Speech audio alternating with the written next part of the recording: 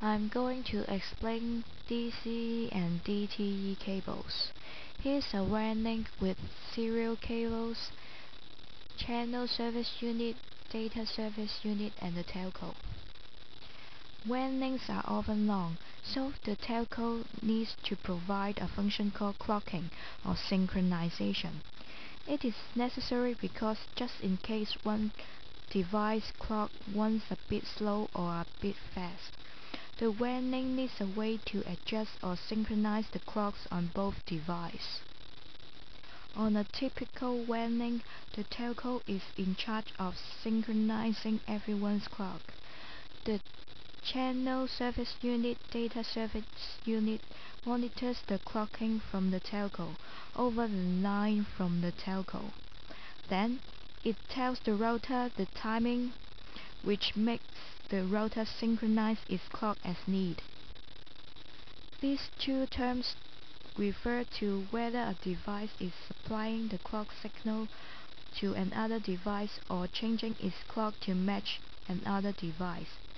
DCE, Data Communication Equipment, which is a device that supplies clocking to another device.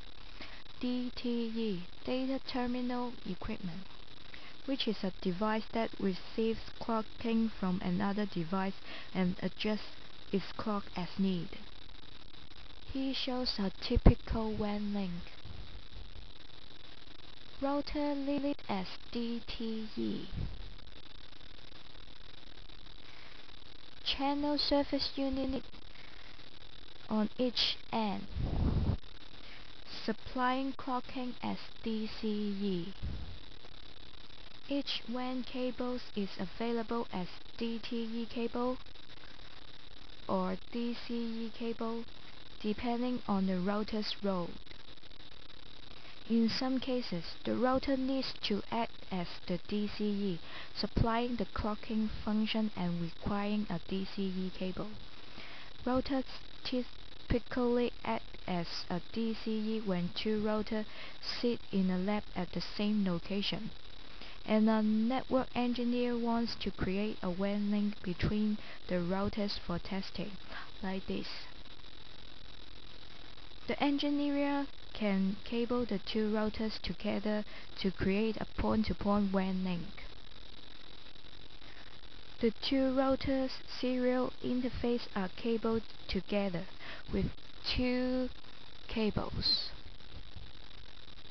One router uses DCE cable, while the other router uses a DTE cable.